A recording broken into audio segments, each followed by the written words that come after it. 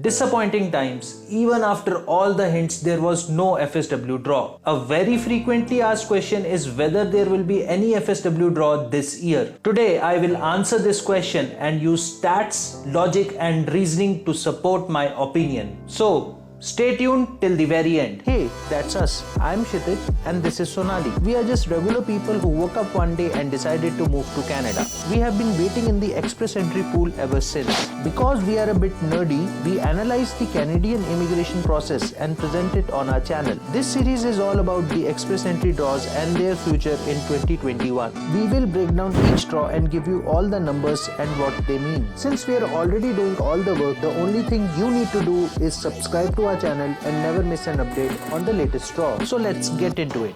In order to predict the fate of FSW draws, we must start at the very beginning, and in the end I promise it's all going to tie up together and make sense. Canada has been pro-immigration since the very beginning. Before the express entry system, Canada used to invite people on first come first serve basis. They started to realize that they are not getting the best individuals this way, and the overall scheme of immigration was chaotic. So, to select the most skilled people for the Canadian economy, the then ruling party Conservatives started the express entry system in 2015. The idea behind this system was to introduce a fair points-based criteria depending upon various parameters such that everyone competes and the best candidates are getting selected to build the Canadian society. For instance, if we look at their approach with express entry in 2015, 22 out of 23 draws conducting that year, that is 95% of express entry draws were all program draws, which clearly shows their ideology of promoting a competitive environment and ultimately selecting the best people. These type of draws judge all CEC, PNP, FSW and FST people head to head and select the ones who score more. All program draws have always been the Canadian favorites. To prove my point, a similar trend can be seen in the subsequent years till 2019, where almost 90% of all draws conducted in the express entry pool were all program draws. Then, in 2020, COVID hit hard and the world descended into chaos. There were lockdowns, fears and uncertainty everywhere. So, due to logistical reasons like decrease in manpower, closure of offices, they stopped the all program draws in March 2020.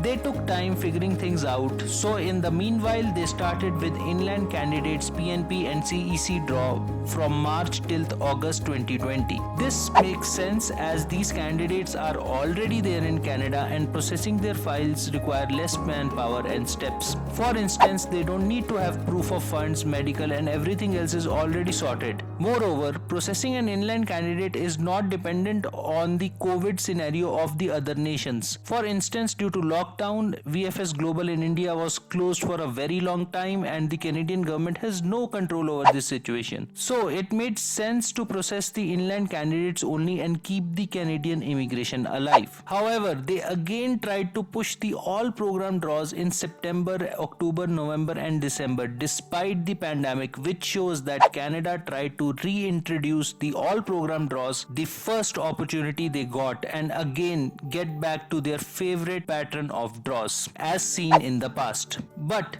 COVID did not go away. We started to see one wave after another and also came a ray of hope in form of a COVID vaccine. Plus, the pandemic had already created this huge backlog of previously selected outland candidates. Now, Canada wanted to fix things once and for all. So, they revisited their 2020 strategy of keeping the immigration alive via inland draws and started working upon vaccination of their population, eliminating the influx of foreigners. And boy oh boy, they worked so hard on it that they became the fastest country heading towards absolute immunization. Already 73.7% of people are partially vaccinated and out of those 69% have already received their second dose as well. Their foreign policy, like allowing non-essential travel, also reflects their confidence in their vaccination strategy.